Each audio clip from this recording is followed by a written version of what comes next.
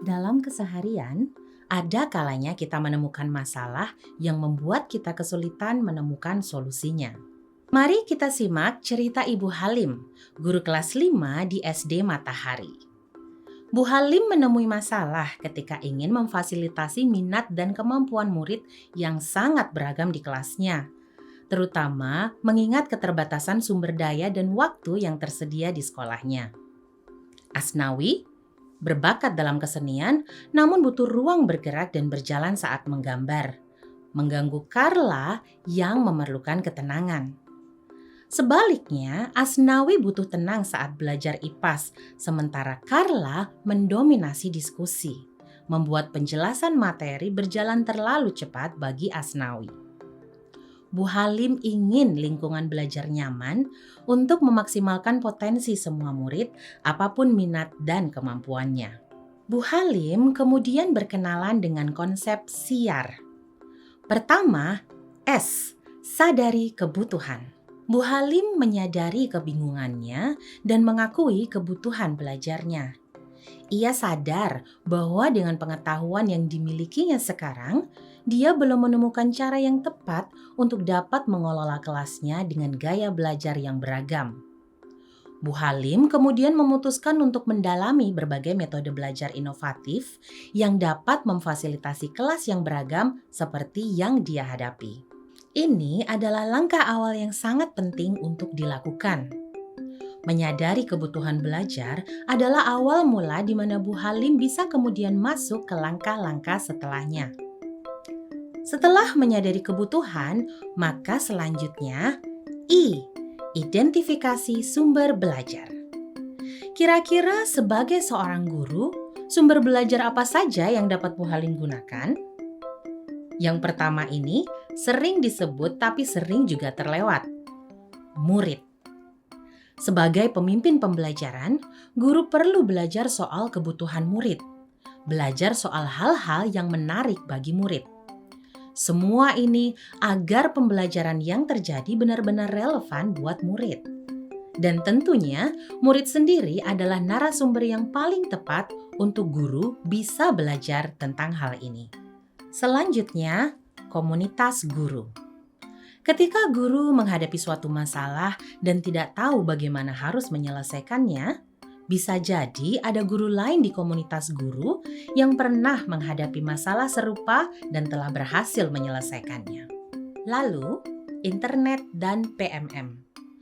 Keterhubungan yang didorong lewat berkembangnya internet dan dikembangkannya platform Merdeka Mengajar oleh pemerintah perlu dimanfaatkan.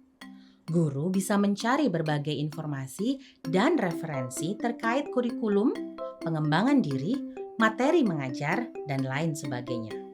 Terakhir, buku. Pada kasus masalah yang kompleks dan butuh elaborasi yang komprehensif, buku bisa jadi menjadi opsi sumber belajar yang lebih efektif.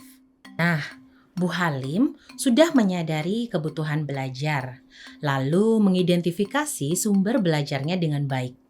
Tapi Bu Halim kemudian masih merasa pertanyaan dan masalah yang dia hadapi belum sepenuhnya terjawab.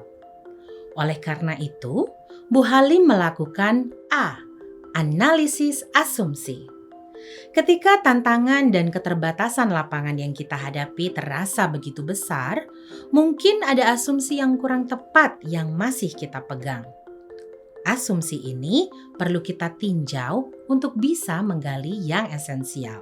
Bu Halim kesulitan untuk bisa memenuhi kebutuhan semua muridnya. Karena Bu Halim masih berasumsi semua pembelajaran murid harus datang dan diinisiasi oleh Bu Halim sendiri. Asumsi Bu Halim ini perlu ditinjau dan kita gali yang esensial. Esensi pembelajaran yang sesuai dengan kebutuhan murid adalah bahwa anak-anak bisa belajar sesuai dengan kebutuhan dan minatnya. Tapi, tentu sumber belajar tidak selalu harus dari Bu Halim. Setelah belajar dari beberapa sumber yang sudah Bu Halim temui, Bu Halim menjadi paham bahwa guru tidak selalu harus menjadi sumber belajar.